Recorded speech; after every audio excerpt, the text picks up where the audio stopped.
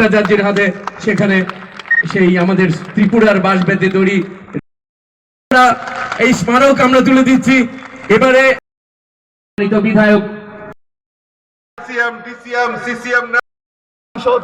রাজীব না ব্যবহার আমাদের কুচক্রকারী কি কাজ করেছি, কারণ ভারতীয় জনতা পার্টি মিথ্যা প্রচার করে মানুষকে ভাওতাপ দিয়ে ক্ষমতায় টিকে থাকতে রাজি নয়। অনেক সাংবাদিক আমাকে ফোন করছেন যে 2 বছর সম্পর্কে আপনাদের জানানোর কি প্রয়োজনীয়তা রয়েছে।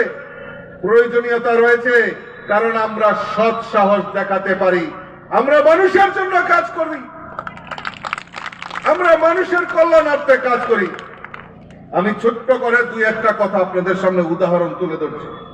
আজকে আমরা ভাগ্যবান যে আমরা দেশের এমন একজন প্রধানমন্ত্রী পেয়েছি, যশস্বী প্রধানমন্ত্রী নরেন্দ্র মোদীজির নেতৃত্বে সরকার পরিচালিত হচ্ছে।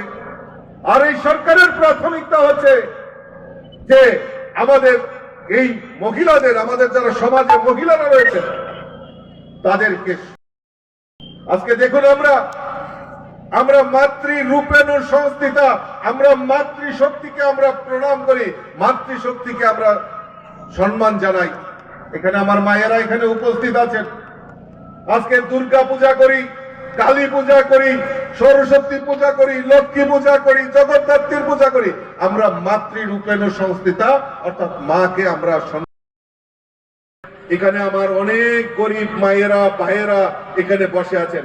আপনারা বলুন তো বুকে হাত দিয়ে, সিপিএম এর রাজত্বে গরিবদের জন্য হাত দিয়ে নিয়ে যাওয়া যায় তার প্রয়াস করেছে এই কমিউনিস্টরা।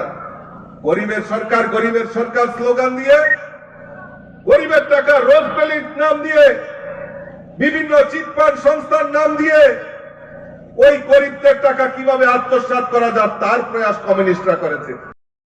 সভা শেষ না হওয়া পর্যন্ত আপনারা বসে আমাদের নেতৃত্বের বক্তব্য শুনবেন এবং পরবর্তী যে কর্মসূচিটা রয়েছে, কল্যাণপুরের আমাদের নতুন ভারতীয় জনতা পার্টির কার্যালয়ের শুভ উদ্বোধন, সেখানে আমাদের সভাপতি রাজীব ভট্টাচার্য যাবেন, যুব মোর্চার সভাপতি সুশান্ত দেব যাবেন।